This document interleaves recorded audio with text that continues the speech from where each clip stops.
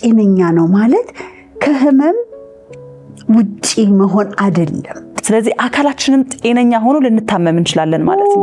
በጣም አንድ ድስት ወጥ አንድ ፍኝ ዝገት መቃም ማለት ነው። በቃ አሁን ካነሳናቸው ከነዚህ ጉለቶች ከሆነ ወደ ሕክምና መሄድ ብቻ ሳይሆን ይሄን ሰው ማገደለው አስተሳሰባችን ያድነናልም ይገለናል። እንደው ዓለማችን ላይ እንደው ስንት ከመቶ ጤነኛ ሰው አለ ብለሽ ትያለሽ? እንዴት ነው ከሰውነታችን ጋር ያለንን የመደማመጥ ክህሎት ማዳበር የምንችለው? እናድንቀው ሰውነታችንን፣ እናመስግነው ሰውነታችንን።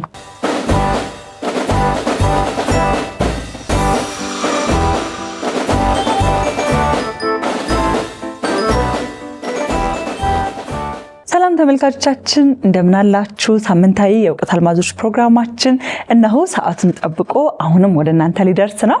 ዛሬም እንግዲህ ባለፈው ሳምንት ከዶክተር ሰላም አክሊሉ ጋር በጣም ቆንጆ ቆይታ አድርገን እናንተም ብዙ የተጠቀማችሁበት እንደሆነ እርግጠኛ ነኝ። ዛሬም በተለየ ሀሳብ ደግሞ ከዶክተር ሰላም ጋር ቆይታ የምናደርግን የሚሆነው። ዶክተር ሰላም ዛሬም ስለመጣሽ አብረሽን ስላለሽ እጅግ አድርጌ አመሰግናለሁ። እንኳን ደህና ቆያችሁኝ። እኔም ደስ ብሎኛል በመምጣቴ። እንግዲህ ከዶክተር ጋራ የመጀመሪያ ክፍል ያደረግነውን ቆይታ ያልተመለከታችሁ ሰዎች ከልብ ስለመሆን ከቀልብ ስለመሆን የእውነት የምታተርፉበትን ትልቅ ሀሳብ አንስተን ተነጋግረናልና ያለፈው ሳምንት ፕሮግራማችንን ሄዳችሁ ብትመለከቱት በተለይ ደግሞ ዛሬ ላይ ከምናነሳው ሀሳብ ጋራ በደንብ ለመገናኘት ይረዳችኋልና እሱንም ተመልከቱት የሚለው የመጀመሪያው ግብዣይ ነው። ዛሬ ከዶክተር ሰላም ጋራ የምናደርገው ቆይታ የሚሆነው ምንድነው? ስለ ሙልአተ ጤና ነው የምናነሳው። ሙልአተ ጤና ሲባል ሀሳቡ በራሱ ደስ ይላል። ምክንያቱም አሁን ላይ ጤንነት የሚያስጨንቃቸው ጤና መሆን የሚያሳስባቸው በጣም በርካታ ሰዎች አሉ። አብዛኛው ሰው ደግሞ በራሱ በቻለው አቅም ጤነኛ ለመሆን ደግሞ ከወዲሁ ብሎ ብዙ የሚለፋም ሰው መለከታለሁ። ለጤናዬ እያልን ብዙ ነገሮችን በምንችለው እናደርጋለንና ዛሬ ከእውቀት ጋር የሆነ በእውቀት የታገዘ ሙልአተ ጤናን በህይወታችን ውስጥ እንዴት ማግኘት እንችላለን የሚለውን ሀሳብ ከዶክተር ሰላም ጋራ እናነሳለን። ምክንያቱም ዶክተር ሰላም በዚህ በጤናው ዘርፍ ብዙ ርቀቶችን የሄደች እንዲሁም ደግሞ ለማህበረሰቧ እንዲህ የመጣች እያገዘች ያለች በጣም የምንወዳት የምናከብራት ዶክተር ናትና ሰላምዬ ይህንንም ሀሳብ ካንቺ ጋር ማንሳቱ ለእኔ በጣም ደስ የሚል ነው የሚሆነው። ስለ ጤና እናነሳለን። ሙልአተ ጤና ማለት ምን ማለት ነው? እስኪ ከሱን ጀምር። እሰይ መጀመሪያ ጤና የሚለው ነገር በዴፊኒሽን በWHO ወይም ደግሞ በወርልድ ሄልት ኦርጋናይዜሽን ትርጉሙ አንድ ሰው ጤና ማለት ጤነኛ ነው ማለት ከህመም ውጪ መሆን አይደለም። ጤና ማለት አካላዊ ነው፣ ስሜታዊ ነው፣ አስተሳሰባዊ ነው፣ ማህበረሰባዊ ነው። አሁንም እንደው ፋይናንሻልም አለበት ስፒሪቹዋልም አለበት እና ሙልአተ ጤና እነዚህን ሁሉ ያካትታል። በዚህ አጋጣሚ አንድ ጥናት ስላለ አንቺን ነው የምጠይቅሽ። እንደው ዓለማችን ላይ እንደው ስንት ከመቶ ጤነኛ ሰው አለ ብለሽ ትያለሽ? ቁጥር ንገሪ። አሁን ባልሽ ነው 30። አቤት እንዴት ደግነሽ አንቺ ልጅ ደግ እውነት ጨመርኩ። እኔ እኮ እንደው በቃ 30 እንደው ተይውልሽ ትደነግጫለሽ። ጥናቱ ምን እንደሚል ከኮቪድ በፊት 5 ከመቶ ነበረ። ከኮቪድ በኋላ 2%። በጣም እኮ የሚገርመው ምን ማለት ነው መሰለሽ? 20 ከመቶ በቃ በዚህ በሕክምናው ዓለም የታመመ ሰው ነው 20 ከመቶ። 78 ከመቶ አንዌል የሆነ ነው፣ ከቀልቡ ያልሆነ 48% የጎደለበት አንዌል የሆነ። እኛ ሀገር ጥናት የለም እንጂ ይገርምሻል፣ አሜሪካን ሀገር አንዌል የሆነው ህብረተሰብ $2.2 ትሪሊየን የአሜሪካንን ኢኮኖሚ ይደረስሰዋል። $2.2 ሚሊዮን አንዌል የሆነው ሰው። እኛ ካለችን ሀብት ምን ያህል እንደሚወሰድብን ልነግርሽ አልችልም። ይሄ አንዌል በመሆናችን ሙልአተ ጤና ባለመኖሩ።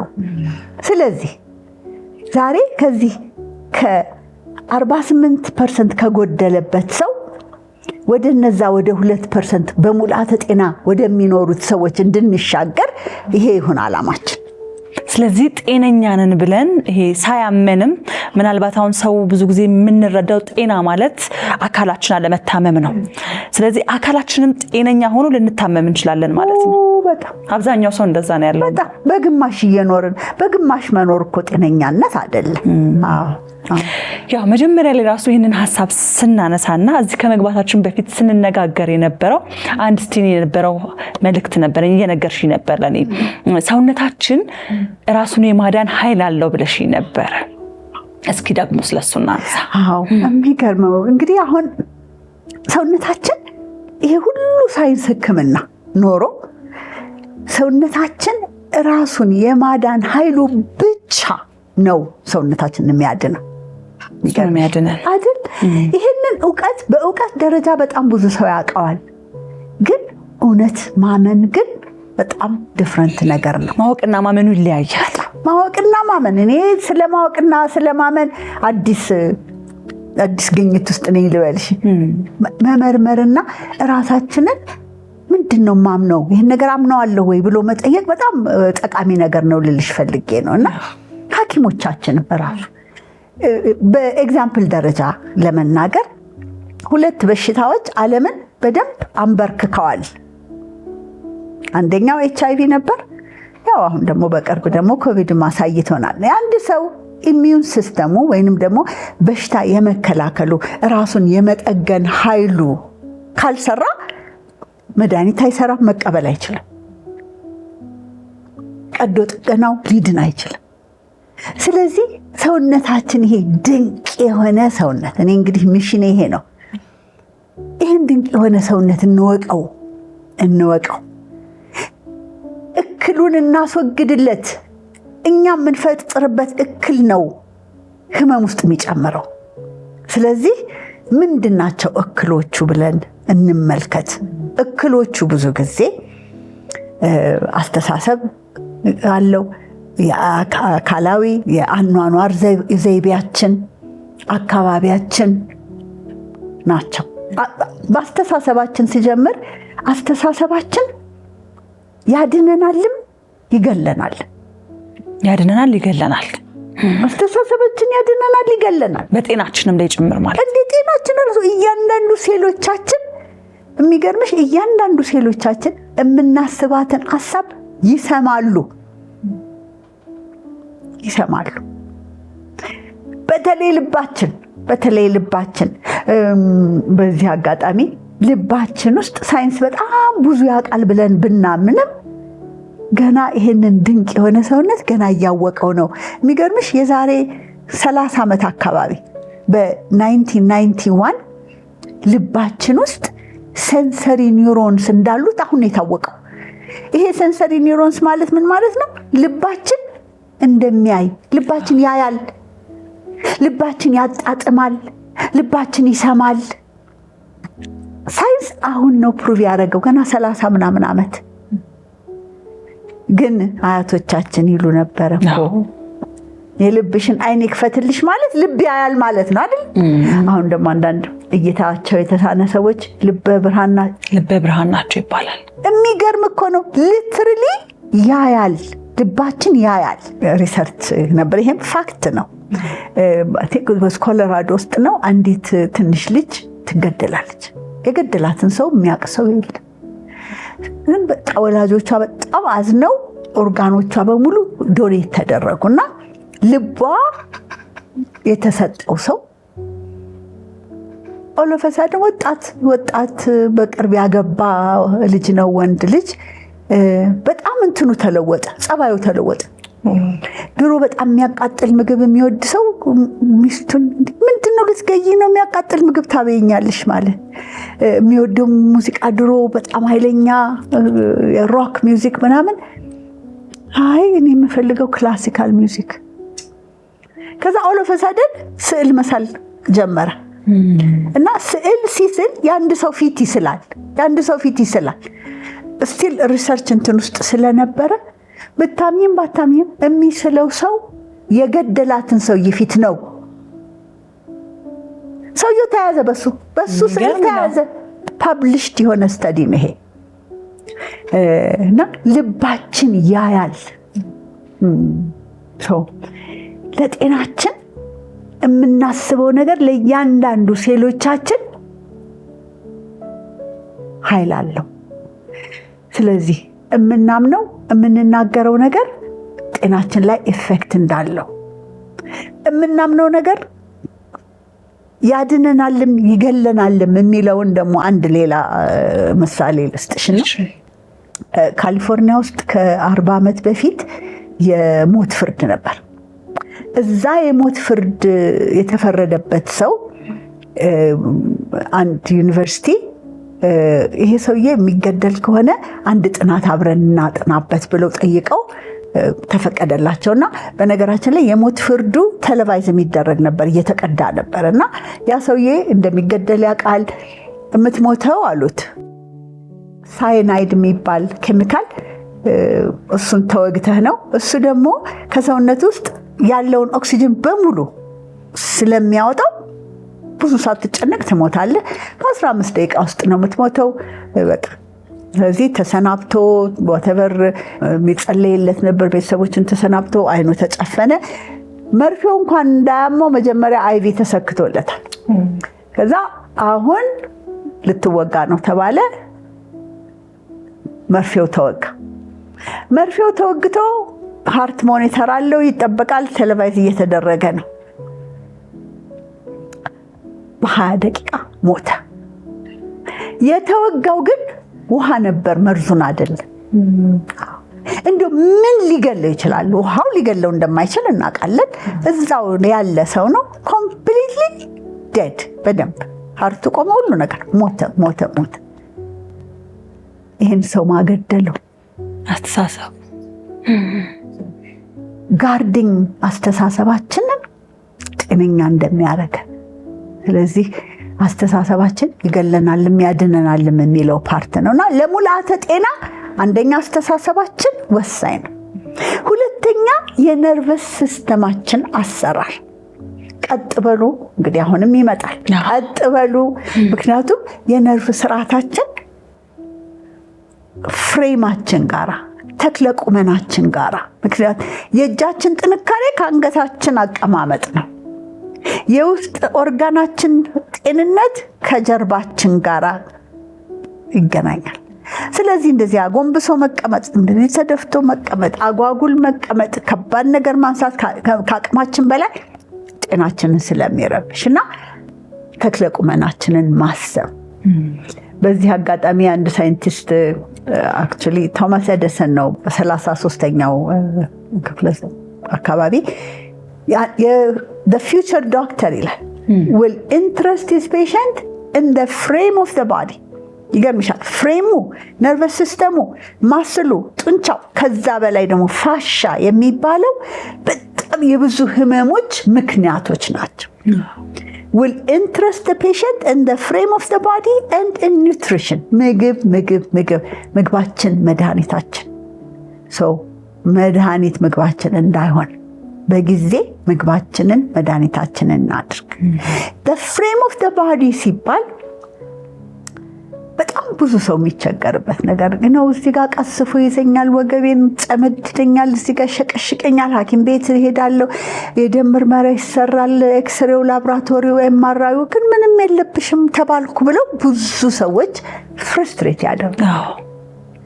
የዚህ የፋሻ ችግር ወይንም ደግሞ ከቨሪንግ ከማስሉ በላይ ያለው ከቆዳው ስር ያለው ነገር ለህመም ስሜቶች በጣም ትልቁ መንስኤ ነው እና ብዙ ሰው አያስበውም፣ ዝም ብሎ በፔንኪለር ያሳልፈዋል። ስለዚህ መልካም እንቅስቃሴ፣ ስትሬቺንግ ኤክሰርሳይሶች፣ ይህን አሁንም 10 ለጤና የሚለውን ፕሮግራማችንን እዚህ ውስጥ ላምጣውና 10 ደቂቃ ሰውነታችንን በደንብ ማንቀሳቀስ፣ ከሱ ጋር በቂ ውሃ መጠጣት።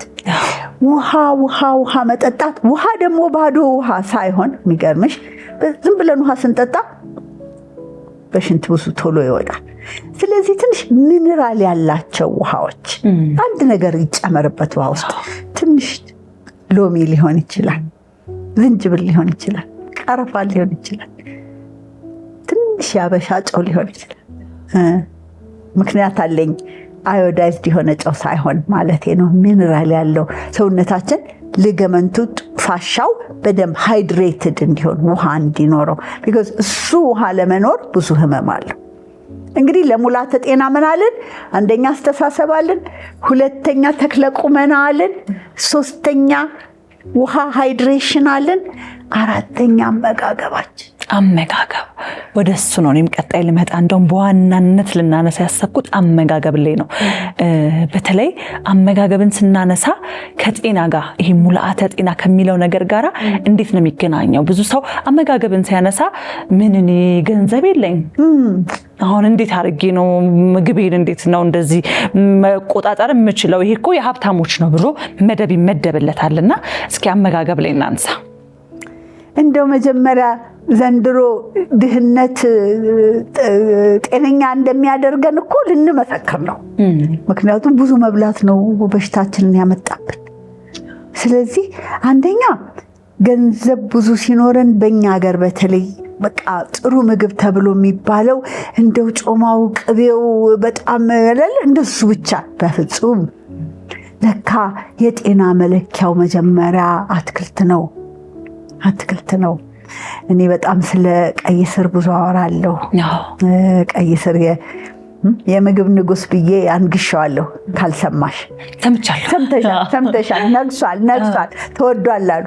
አሁን እንደ ቀይ ስር፣ እንደ ቆስጣ፣ እንደ ካሮት የሚገርምሽ ቀለማቸው ደመቅ ያሉ አትክልቶች የበለጠ አንታይ ኦክሲደንት ወይንም ደግሞ እርጅናን የሚከላከሉ በሽታን የሚከላከሉ መሆናቸው በጥናት ተረጋግጧል። እንግዲህ ቀለማቸው የደመቀ ስል የትኛው ይደምቃል? ከካሮትና ከቀይ ስር አይደለም? ከካሮትና ከድንች ካሮት ይኸውልሽ እንደዚህ እያለ እና ቀለማቸው ደመቅ ሲል አረንጓዴ፣ ቢጫ እነሱ ቀለሞች አንታይ ኦክሲደንት የሚባሉትን ነገሮች በሽታ የመከላከልን ይዘታቸው ከፍ ይላል።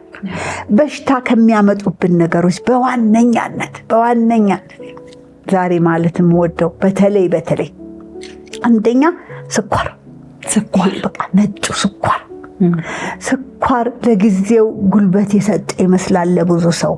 ውሸት ነው። ለደቂቃዎች ነው ከፍ ያለ ኢነርጂ የሚሰጠው። ወዲያው ክራሽ ያደርጋል፣ ያወርድና እንደውም ድካም ነው የሚያመጣው። ስኳር በጣም የሰውነታችንን አሲዲቲ ይጨምራል። ሰውነታችን ደሞ አሲዲክ ሲሆን ማስሎቹን ያኮማትራል።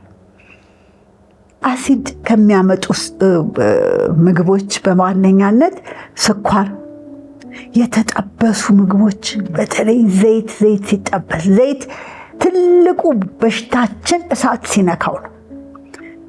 እንደ ምሳሌ ብዙ ጊዜ ዘይት በተለይ የምናቁላላው የኛ ሀገር ዘይት ቁሌት የሚገርምሽ ምሳሌ ሲሰጥ ብዙ ምን እላለሁ፣ ዘይት ሲቁላላ ኦክሲዳይዝ ያደርጋል። ኦክሲዴሽን ማለት ዝገት ማለት ነው። አሁን ይሄ ብረት ውሃ ነክቶት ውጭ ሲያድር ያ ቡና አይነት ነገር አለ፣ ያ ዝገት ነው። ኦክሲዳይዝድ ሆኖ ነው ብረቱ። ዘይት ሲቁላላ እንደዛ ማለት ነውና አንድ ድስት ወጥ አንድ ፍኝ ዝገት መቃም ማለት ነው። በቃ እንግዲህ ይሄንን በቃ ሰው እንዲገባው ከመፈለጌ ነው ያመጣሁት። ይሄ በጣም በዘይት የሚቁላላ አሰራር ለጤናችን ትልቅ ጠንቅ ነው። ታዲያ እንዴት እንስራ? በጣም ነው ምግብ መስራት የምወደው። ስለዚህ የሞከርኩትን ነገር እንደው ድርብብ ያለች ቁልት ያለች ቆንጆ የምስር ወጥ ዘይት ሳይገባበት ተሰርቶ አልቆ ባናቱ ዘይቱን መጨመር እንችላለን።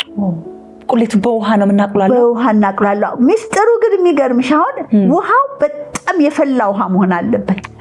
በቀዝቃዛ ውሃ ስታቁላየው አይመጣም። እንግዲህ ያው አሁን ደግሞ የወጥ ስራ ውስጥ ገባል። ግን አስፈላጊ ነው። ምክንያቱም ባህላችን ይፈልጋል፣ ያንን ምግብ እንፈልገዋለን። አትብሉ ማለት አይቻልም። ስለዚህ ግን እስቲ እንዴት ጤነኛ አድርገን እንስራው? ዘይቱን ብዙ ጊዜ ቅመም ዘፍስፈን እናስቀምጠው።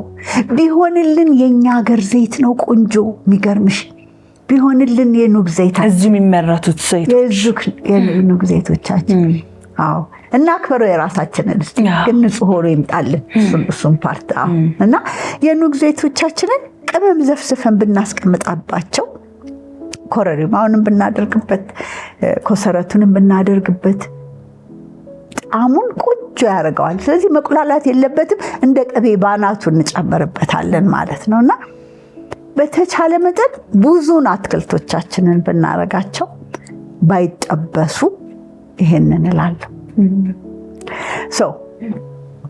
አስተሳሰባልን ተክለቁመናልን ተክለቁመና አብሮ አተነፋፈሳችንን ያስተካክላል። ምክንያቱም አንገታችን እንዲህ ሲል ኦክሲጅን ይቀንሳል። ለትንፋሻችን ልብ እንላለን። አየር በደንብ እንወስዳለን። ከዛ ውሃ አጠጣጣችን በጣም ወሳኝ ነው። 2 ሊትር ውሃ በተቻለ መጠን ግን ውሃው ባዶ ባይሆን ጥሩ ነው። በቀን 3ኛው አመጋገባችን አልን እንቅስቃሴያችን እነዚህ ነገሮች ለበሽታ ከሚዳርጉን ነገሮች መከላከያዎቻችን ናቸው። ሰውነታችን ራሱን የማዳን ኃይሉን የሚያጎለብቱልን ነገሮች ናቸው። ይሄንን ካልኩል በኋላ ግን ህመም ሲሰማንና ወደ ሐኪም ጋር በምንሄድበት ጊዜ አሁን ደግሞ ከሐኪም እይታ ህዝባችንን ልናሳይ የምወደው ነገር አለኝ። ትምህርታችን የበሽታ ሐኪሞች ሆነን ነው የምንወጣው፣ ጥርጥር የለውም። ምክንያቱም ምንሽን አመመሽ፣ የት ጋር ነው የሚያምሽ ብለን ነው የምንጠይቀው። አሁን በልምድ ልናደርገው የሚገባን ምንሽን አመመሽ፣ ከዛ ቀጥሎ ለምን አመመሽ። ታካሚዎቻችን ራሳቸውን እንዲመለከቱ ምን አድርጌ ነው ይሄ ነገር የተሰማኝ? ምን በልቼ ነው? ተክለቁመናዬ ምን ይመስላል? ምን ያህል እንቅልፍ ተኝቻለሁ? አስተሳሰቤስ ምን ይመስላል? ለምን መጣ ይሄ ህመም ብለው ኃላፊነት እንዲወስዱ። ምክንያቱም አሁን የሕክምና ስርዓታችን ሄዶ በሽታን ለሐኪም ሰጥቶ ሐኪም መድኃኒት ሰጥቶ መለያየት ሆኗልና ይሄ ሪሌሽንሽፕ መቅረት አለበት። ለህዝባችን ሙላተ ጤና ለማምጣት ሐኪሞቻችን የበሽታ ሐኪሞች እንዳይሆኑ ለወጥ አድርገን እይታችንን እስቲ ለምንድን ነው ይሄ ሰው የታመመው የሚለውን ነገር አብሮ መፈለግና ታካሚው ደግሞ ኃላፊነት እንዲወስድ ራሱን የማዳን ኃይል እክሉን ማስወገድ ያለበት የታካሚው ኃላፊነት እንዲሆን ይህንን ማስተማር አይ ቲንክ ድንቅ የሆነ የጤና ስርዓታችንን የሚያበለጽግልን ነገር ነው ብዬ እላለሁ። ታካሚዎችም በዚህ ሂደት ውስጥ መረዳት ያለባቸው ነገር አለ ማለት ነው። እንግዲህ መታመም የሚመጣው አሁን ካነሳናቸው ከነዚህ ጉለቶች ከሆነ ወደ ሕክምና መሄድ ብቻ ሳይሆን ለምን አመመኝን መጠየቅ አለባቸው። እውነት ነው። እሱም በምንፈልግበት ጊዜ አሁን በነገራችን ላይ ሳይንስ ለሱ መጥቷል። ፋንክሽናል ሜዲሲን ይባላል።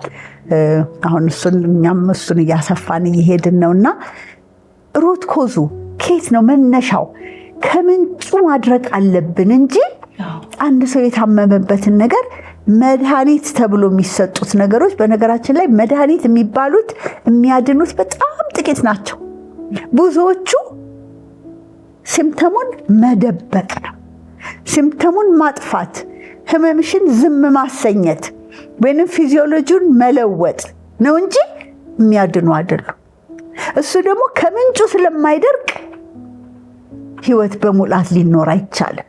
ስለዚህ ከምንጩ ለምን የሚለውን ነገር ማየትና መፈለግ የታካሚውም ኃላፊነት የሐኪሙም ኃላፊነት ቢሆን በጣም ጤነኛ ዜጋ ይኖረናል ብዬ አስባለሁ። ለጤና አልማዝ ሆኖ ሰዎች ቢወስዱት ዛሬም የምሰጠው ነገር አለኝ። ይሄ ደግሞ እስቲ መልከት ብዬ ጤናዬ ምን ይመስላል? ጤናዬ የት ጋ ነው? ይሄ ነው በሽታሽ፣ ይሄ ነው በሽታ የተባለ ሰው ያ በሽታ ምንድን ነው ብሎ መረዳት፣ የራሳችንን ሰውነት ማወቅ። በጣም በሚያሳዝን ሁኔታ የማዝንበት ነገር አለኝ። በሀገራችን የተማሩ ሰዎች ነው የምልሽ። ጉበታቸው ቤት በኩል እንደሆነ የማያውቁ ዲግሪ ያላቸው ሰዎች አግኝቼ አውቃለሁ። በጣም ከይቅርታ ጋር እያዘንኩ እናገራለሁ። ይሄ ታዲያ የሆነበት ምክንያት እንዴት ነው? ይህንን ድንቅ የሆነ ሰውነት ልጆቻችንን ማናስተምረው? ይሄ ነው እኮ ያለን ሀብት። እንዴት ነው ይሄ ነው ያለን ሀብት። ስለዚህ ሰውነታችንን እንወቀው፣ እንተዋወቅ፣ ከሰውነታችን እናዳምጠው። ይናገራል፣ በነገራችን ላይ ይናገራል። እናድንቀው ሰውነታችንን። ይሄው እስከ ዛሬ ድረስ ወደ 70 እስኪጠጋ 3000 ስመልስሽ አንድ ቀን አመስግነሽኝ አታቂም። ሁለተኛ አልሄድም እኮ ይችላል። እናድንቀው ሰውነታችንን፣ እናመስግነው ሰውነታችንን፣ እናክብረው ሰውነታችንን። ራሱን እንዲያድን ጊዜ እንስጠው። እንቅልፍ የሰው ልጅ መታደሻ ጊዜ ነው። አይኖ ወጣቶች ምናልባት ይህንን ላያምኑኝ ይችላሉ፣ ላይቀበሉት ይችላሉ። ግን እንደ እንቅልፍ ለሰው ልጅ መታደሻ መዳኛ ነገር የለምና እንቅልፍ ሰዓታችንን እንጠብቅ። ቢሆንልን እንደውም ከሌሊቱ 6 ሰዓት 2 ሰዓት ቀድመን መተኛት። የመጀመሪያው ከሚድናይት በፊት ያለው የእንቅልፍ ሰዓት የሰውነታችን ማደሻ አዳሽ ሴሎች ምን እላቸዋለሁ መሰለሽ? ግንበኞቹ ያኔ ነው የሚገቡት፣ የሚለስኑት፣ የተሰበረውን የፈረሰውን የሚያድኑት፣ የሚጠግኑት የመጀመሪያዎቹ ነጭ ሴሎች ናቸው። ያንን ዊንዶውስና ሲያመልጠን እነዛ ስራቸውን አቁመው ሊሄደው ሌሎች ናቸው የሚመጡት። ስለዚህ በተቻለ መጠን ከሚድናይት ወይም ከ6 ሰዓት በፊት መተኛት ለሰውነታችን መታደስ ትልቅ ኃይል አለው። ስለዚህ እንቅልፋችንን እናክብረው። ቀድመን ጧት ብንነሳ በሌሊት ይሻላል። በ10ም በ11 ሰዓትም በጊዜ በ4 ሰዓት ወይም ከዛ በፊት ተኝተንና ሙላተ ጤና በእጃችን ያለ ነገር ነው። እነዚህን ነገሮች እንመልከታቸው። ከዛ በኋላ ግን አስፈልጎ ወደ ሕክምና በምንሄድበት ጊዜ ከሐኪሞቻችን ጋር ሊኖር የሚገባው ዳያሎግ፣ እኔ ምን ላድርግ ዶክተር፣ እኔ ምን ላድርግ፣ ራሴን ለማዳን ምን ላድርግ ብሎ መጠየቅ እውቀት ለሌለን ከሐኪሞች ማግኘት እንችላለን። ስለዚህ ፓርትነርሺፕ መሆኑን አዳማጮች እንዲያውቁልኝ ይሄ ነው ዋናው ሐሳቤ። ትልቅ ሐሳብ ነው። በጣም እናመሰግናለን ዶክተር። አንድ ሐሳብ አንስተሽ ነበር፣ በመጨረሻ እሷን በደንብ ብታጠነክሪልኝ። ብዙ ጊዜ ሲባል ሰማዋለሁ፣ እኔ ህይወት ውስጥም በጣም ያገዘኝ ነገር ነው። ሰውነትን ማዳመጥ የሚለው ሐሳብ ብዙ ጊዜ ሰውነታችን የሚያስፈልገውን ነገር ይነግረናል። መተኛት ማረፍ ካለብን ተኝ ደክሞሻል ይለናል። መቀመጥ ካለብን ውሃ መጠጣት፣ እያንዳንዱን ነገር ሰውነታችንን ይነግረናል። እና ሰውነታችንን የመስማት ልምድ እንዴት ነው የምናካብተው? እንዴት ነው ከሰውነታችን ጋር ያለንን የመደማመጥ ክህሎት ማዳበር የምንችለው? እንዴት ትልቅ ነገር መሰለሽ! እንዴት ትልቅ ነገር! ራስን ማክበር ማለት ራስን ማዳመጥ ማለት ነው። ልክ አንድ ሰው እያናገረሽ ብለሽ ስትሄጂ ነውር አይደል? እንዴት ነውር ነው? ቀን ውስጥ በጣም ሰውነታችንን እንደዛ በንቀት እናልፈዋለን። ቆመሽ ውሃ ጠጪ ሲልሽ አይ አሁን ቢዚ ነኝ፣ እረፊ ሲልሽ ስራ አለብኝ፣ ሽንት ቤት ሂጂ ሲልሽ አይመቸኝም። ስለዚህ ይሄንን ከልብ ሆነ ሰውነታችንን ማዳመጥ። እስቲ እናዳምጠው። እስቲ ጉልበታችን ጋር ወገባችን ጋር እስቲ በውስጥ እይታችን ሰውነታችንን እንዳሰው ውስጡን እናዳምጠው። ይናገራል። ገርምሻል። አንድ ኤግዛምፕል ሰጥሻለሁ። ህፃናት ልጆች እኔ አንዴ ትንሽ እህቴ ልጅ ነበረች፣ አፈር ፈልጋ የምትበላ አፈር ፈልጋ ድቅቅ ያለች አፈር ትበላለች። ልጆች ብዙ ያደርጋሉ። ታውቂያለሽ? እኔ ማውቀው እርጉዝ ሲሆኑ አእምሯቸው እንደሚበሉ አይገርምሽም? ምን እንደው ታውቂያለሽ? እሱ ነገር ሰውነታቸው አይረን እያነሰው፣ ሰውነታችን አዋቂ ነው። ሰውነታችን አዋቂ ነው ብናዳምጠው። ይገርምሻል። አንዳንድ በጣም ነው እኮ የሚገርመኝ። እኔ ብዙ ታካሚዎች አንዳንዴ ኤግዛምፕል ሰጥሻለሁ። የነርቭ ችግር ያለባቸው ሰዎች አንገታቸው ይመጡና እኔ የሚገርምሽ ሌሊት በቃ ያመኝና እነሳለሁ እጄ ደንዝዞ ምናምን በቃ መተኛት ያቅተኝና ግን በቃ አንድ የሆነ ነገር እዚህ ውስጥ እንዲድግፍ ሳደርገው ቅልፍ ይወስደኛል ሲሉ ማነገሮት እንደሱ እንዲያደርጉ ስላቸው አይ ማንም አልነገረኝ ሲሉ እኔ ብዙ ዓመት ተምሬ ያወቅኩትን ነገር ልንገርሽ። አንገታችንን እንደዚህ ከፍ ስናደርግ የነርቭ ስርዓቱ እንዳይጨነቅ ያደርገዋል። በዚህ በኩል ያለው የነርቭ አወጣጥ ይከፈታል፣ በዚህም ያለው ይከፈታል። ማስተካከያው እሱ ነው። እንደው ማንም አልነገሩት። ኧረ እኔ እንደው ማንም አልነገረኝ፣ እንደው ብቻ እንደው ምናምን እዚህ ውስጥ ወትፍበትና እንዲህ ወደ ላይ ሳደርገው እተኛለሁ ሲሉኝ ይውሎት እኔ ብዙ ዓመት ተምሬ ይሄን ያወቅኩት። ያንቱ ሰውነት ግን አዋቂ ስለሆነ ይሄን ነግሮታል። እስቲ ሌላውንም አዳምጡት። እስቲ አዳምጡት። ምን እያደረጉ ነው? ሌላው ህመም ያለው ምን ቢያደርጉ ይሻሎታል?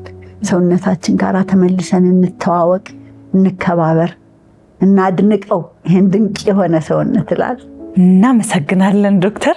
እንግዲህ በሁለቱም ሳምንቶች በነበረን ቆይታ ለህይወት በጣም ስንቅ የሚሆን የህይወትን መንገድ ዛሬ ከሰሙ ጀምሮ ቅይር የሚያደርግ ሌላ አቅጣጫ እንዲይዝ የሚያደርግ መልእክቶችን ነው ይዘሽልን የመጣሽውና ለህዝብ ለማህበረሰብ የሚያቆምን መልእክት ይዘሽ ስለመጣሽ የእውነት በጣም ነው ማመሰግንሽ። ተመልካቾችም በዚህ ልክ ያመሰግናሉ። በዚህ ልክ ደግሞ በመጣው መልእክት በህይወታቸው ውስጥ ይጠቀማሉ ብዬ አስባለሁ። እንግዲህ የእውቀት አልማዞች ቆይታችንን ልናበቃ ልንጨርስ ነው ዶክተር። አሁን ያነሳነው ሀሳብ ላይ ፈንክሽናል ሜዲሲን የሚለው ላይ እዛ ላይ የሰራሽ ያለሽው ሀሳብ ይኖራል ወይ? ከዛም በተጨማሪ ያው በሁለት ሳምንት ቆይታችን ከኛ እንኳን ተመልካቾች በጣም በርካታ እንግዲህ አንቺን ማግኘት የሚፈልጉ ይኖራሉና እዛስ ላይ ምን ትይናለሽ? አዎ ያው እንዳልኩሽ እኔ 39 ዓመቴ ነው። እሺ ያው እድሜ እንዲመስልሽ 39 ዓመት ስራ ላይ ነኝ ያለሁትና ካሁን በኋላ መተካት ማስተማር ላይ ነው በጣም የማተኩረውና በጣም ግሩም የሆኑ ሐኪሞች አሉኝ። በፋንክሽናል ሜዲሲን ትሬን የተደረጉ 25 ሐኪሞች አሉ አሁን ከኛ ጋር የሚሰሩ። ፈርስት ስፓይን ክሊኒክ ነው የኛ ክሊኒኮቻችን። ፋንክሽናል ሜዲሲንን እንደ ኮንቲኒዩንግ ኤዱኬሽን ለሌሎችም ሐኪሞች ትሬኒንጉን ለማካፈል በጣም ዝግጁ ነን። ዌልነስ ሜዲካል ኮሌጅ የሚላለኝ በሱ እውቀቱን ማስፋት ዋናው ስራዬ እሱ ነው እና ሐኪሞች ኢንትረስትድ ሊሆኑ ለዚህ ነገር ከኛ ጋር መስራት የሚፈልጉ ራሳቸውም ክሊኒኮች ሊሰሯቸው የሚፈልጉት እውቀቱን ለማካፈል አንድ ሌላ በጣም ላመሰግን የምወደው ኢትዮጵያዊ ሐኪም አሜሪካን ሀገር ያለ ዶክተር ንጉሴ ይባላል። እሱ ነው የሚያስተምረው እና ኦንጎይንግ የሆነ ትሬኒንጎች አሉን። ታካሚዎቻችን ራሳቸውን የማዳን ኃይላቸውን እንዲያጎለብቱ ኃይሉን መልሰን ለታካሚ እንድንሰጥ በሐኪም ብቻ እንዳይሆን የሁለት ፓርትነርሺፕ መሆኑ የሚገርም ነገሮች ነው የሚድኑልን። አሁን ስኳር በሽታ ድሮ አይድንም እየተባለ ነበር አይደለ? በሚገርም ሁኔታ እየተለወጡ የደም ግፊት ብቲ ብዙ አይድንም የሚባሉ በሽታዎች መነሻው ምክንያቱም በማስተካከል በጣም ብዙ ሰዎች እየዳኑ ስለሆነ እሱ ላይ እየሰራን ነው። እኔ እያስተማርኩ ነው፣ ግን የተካኋቸው ሐኪሞች በእርግጠኛ ነው በእኔ ትከሻ ላይ የቆመች አንድ ሌላ ሐኪም በጣም ከኔ የላቀች እንደሆነች እመኑልኝ ይላሉ። ስለዚህ ግሩም ወጣት ሐኪሞች አሉኝ አብረውኝ የሚሰሩ። ቦታው እንደዚህ የት ይሆን ዶክተር? 4 ክሊኒኮች አሉን። ቦሌ ያለን፣ እዚህ ቦራ ህፃናቶች መጫወቻ አካባቢ ያለን፣ ጊዮርጊስ አለን፣ ላፍቶ ሞል ጀርባ አለን፣ ቤቴል አካባቢ ያለን። አሁን ደግሞ ሆስፒታላችን ጀሙ አንድ ጋር የሚከፈት በቃ ልይት ያለ ታካሚዎቻችንን ሴንተርድ ያደረገ ኃላፊነቱን ብዙ ለታካሚዎቻችን የሚሰጥ የሙልአተ ጤና ስርዓት ነው ይዘን የመጣ ነው። እሱንም ደግሞ ለማስተማር ሐኪሞች ደግሞ ተካፍለውን በየክሊኒኮቻቸው ሊያሰፉት በሚችሉት ደረጃ ማቅረብ እወዳለሁ። አመሰግናለሁ ይህን ስለጠየቅሽኝ። በጣም አመሰግናለሁ። እኔ አደራውን፣ ኃላፊነቱን፣ መልእክትሽን ብዙዎች ደግሞ ሰምተው ተጠቅመውበት ህይወታቸው እንደሚለወጥ እርግጠኛ ነኝ። ተመልካቾቻችን የዚህ ሳምንት የእውቀት አልማዞች ቆይታችን ስለ ጤናችን ሙላተ ጤና በህይወታችን ውስጥ እንዴት ማግኘት እንደምንችል የሚያሳይ ትልቅ መልእክትን ወደ እናንተ አደርሰናል። ሳምንትም እንደተለመደው በእውቀት አልማዞች ቆይታችን ደግሞ የምንገናኝ ነው የሚሆነው። እናንተም ደግሞ እውቀትን ብላችሁ እኛን መርጣችሁ አብራችሁን ቆይታ ስላደረጋችሁ እጅግ አድርገን እናመሰግናለን። ሳምንት እስከምንገናኝ ድረስ ሳምንታችሁ የሰላም የሙላተ ጤና ይሆንላችሁ። ላለው መልካም ጊዜ